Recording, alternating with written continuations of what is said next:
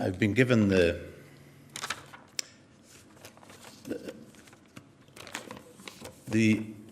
amazingly complex task of capturing our two-day event.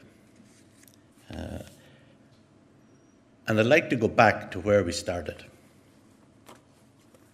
And I'd like to thank and compliment the head and their team for offering to us the circus metaphor to reflect on our roles in higher education.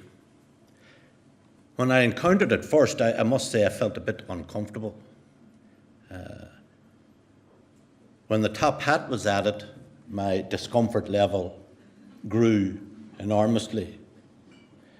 When the dicky bow appeared, I was way outside my comfort zone. But that's sometimes where you need to be in higher education today.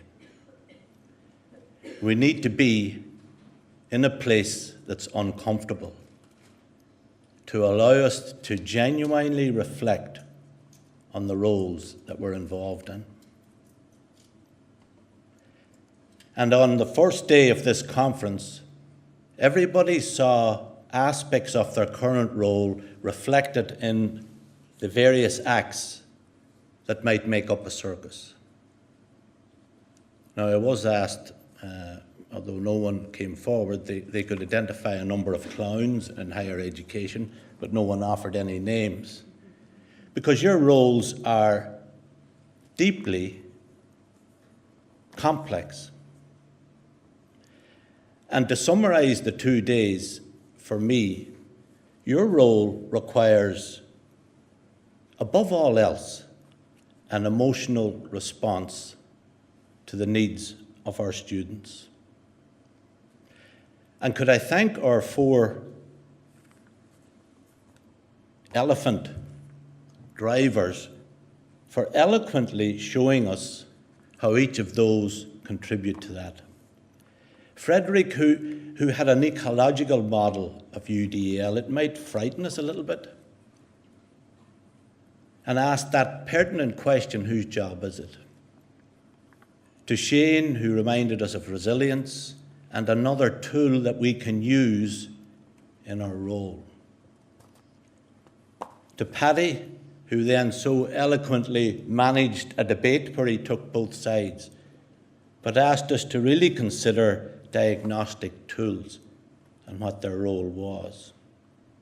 And to Annie, who seamlessly manages to wrap up our 2-day event by reminding us why we're all involved in higher education. And the other aspect for me of the circus acts are now growing all over the world because they understand their audience and they meet their audience where they are. On the street corners, at events, in shows that no longer include animals. They have taken the time to understand their audience in the same way that over the last 2 days, we are gaining a greater understanding of our learners. And I do have a lot of sympathy for the elephants. And there is the saying, we must make sure that although we identify them, they're not competing. Because the saying, when 2 elephants fight, the grass gets trampled. And unfortunately, in the crowded higher education model that we currently have, and Annie alluded to it, there's lots of battles going on between various elephants. And in higher education, when those elephants butt heads, the losers are the students and our learners. Traditionally, as humans, we haven't a great record of how we deal with elephants.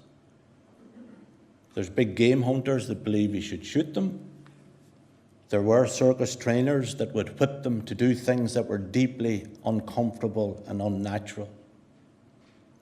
You could use that as an analogy for some aspects of higher education, but Annie tells us, flip the idea from student success to a successful student.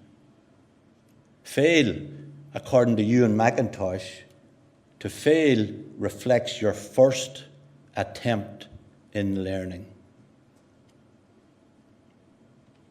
We need to question everything in relation to our roles and the system we work in, from the hats that we wear to what is a dicky bow, to why do I need a big cane in my job?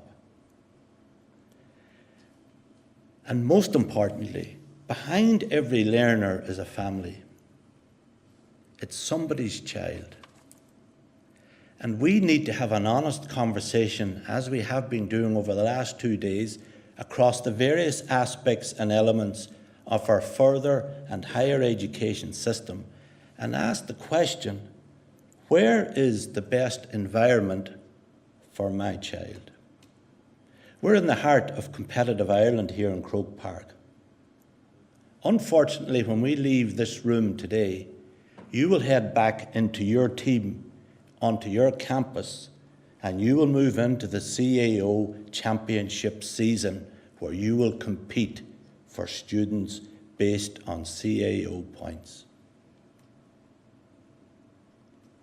Higher education, and it's now been manifested in secondary school education, is deeply unhealthy at the moment.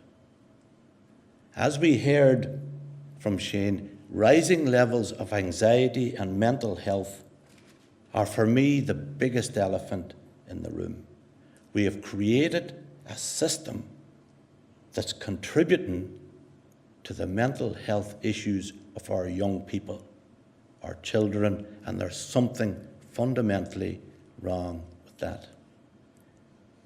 However, we've also heard, and Paddy alluded to it in how we might use tools. Shane described how we understand resilience, but often the answers are much closer, and Annie described it in mentioning mentoring. I described this initiative earlier where Parker Palmer says the only way you survive the winters in Minnesota and not let them drive you crazy is get out in the middle of them. The only way we can ensure our learners do not and are not driven crazy by their education experience is we are there to let them get out and get into the middle of it. I described you as the coats, the hats, the gloves, the big boots. And different people will need them at different times, in different sizes, and in different shapes. That's what we do. But sometimes our own students in a peer mentoring environment can also contribute to that as well. And even though we know all the tricks, Jamie Ian Swiss is a magician. He hates giving a show because there's always one person in the audience who says, I know how he did that trick.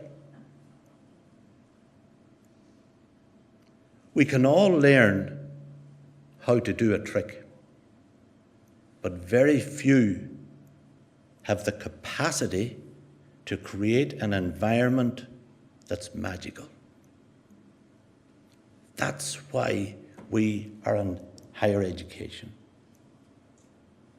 And in order to make that work, it must be an emotional response. It must come from a compassionate response. It must come from a recognition that this is about social justice as much as it is about ensuring the children of Ireland can have a successful future. Because if we don't keep an eye on that, this is what happens. That boulder we've been rolling up the hill of higher education provision starts slipping back. Segregation is now back in the US. All of the wonderful models that they developed, all of the wonderful insights that they've provided us over the years, they're defaulting back to a segregated education system. And on the question of data analytics and data and what we do with it, learning analytics is a wow in academics. Academics love learning analytics, data analytics, diagnostic tools. And Ireland, due to its imperial colonised past, has hundreds of years' experience of collecting data. There are more reports in the early 1800s and 1700s which described in detail every blade of grass in Ireland, county by county, house by house. But all of that data did not do anything to inhibit the famine in the middle of the 1800s, or the census where we know every single building in this country for the last 150 years did not stop a housing crisis. Because underpinning the collection of data were not values and beliefs that were based on social justice. So if we are going to embrace any type of data, if we are going to use any diagnostic tools, let's ensure we can allow the learners to know how to use them to better themselves. And let us commit that the only reason we're going to do it is to ensure that we achieve a vision for social justice in higher education. Annie, I loved your plumbing example. And although we have never met, I had a problem last year. And outside my house, you may, for those that aren't from Ireland, Irish Water was established to monitor the use of water in Ireland. Caused major uprising all over the country. I got a letter from Irish Water who told me in no uncertain terms, but very helpfully, your household appears to be using too much water. You could have a leak. So the water meter was sending back data that I had never access to, but it alerted me to a problem with water usage and a bigger problem with the leak. What I discovered was the problem was in the ball cock in the water cistern. And I replaced it, and the leak disappeared. So the data informed my action. That was a visible issue that could be resolved. If that wasn't the problem, then I had a much bigger issue. That meant I had a leak in the pipework underneath my house. And when you hit bigger issues that are invisible, what you learn is call for the professionals. And the beauty of higher education, and again, everybody has referred to it, we have professionals in counselling, in medical, in disability services, in career services, all at our beck and call if we come up with the right cross-campus, cross-functional team to address the vision of successful students. Because if we don't, in World War II, during the last big campaign in the Ardennes, Hitler pushed everything at the Allied forces. The death toll was huge. In fact, it was so great on the Allied side, they brought in thousands of replacements in what they called reinforcement depots or rebel depots. They were not prepared for battle. Some of them did not know how to use the guns. They put them across the River Mosel without knowing how to swim. And what do you think happened? Thousands of them died because they were not prepared to enter the fray. We cannot allow that to happen to the children of Ireland, where we simply round them up, push them into higher education simply to maximise funding models, and we know they are really not prepared for what they're about to encounter. Let's not become rebel-depples for the children of Ireland. And finally, the last time this type of debate happened in Ireland was 50 years ago. The big issue at the time was Donogh O'Malley, the then Minister for Education, recognised there was a big issue, and he suggested that Trinity College and UCD needed to merge. It caused huge upset, but if you read the deliberations of the time, the same issues were being raised. How do we ensure the success of the diversity of learners that are now in Ireland 50 years ago? Ladies and gentlemen, the challenge hasn't changed. The beauty of this event is we are now much better informed. You are responding not just with your mind, but with your heart. And with that combination, there are no elephants in higher education that together we can't address and ensure that we keep the vision for higher education alive. One takeaway I suggested on the first day: you've seen lots of practices here.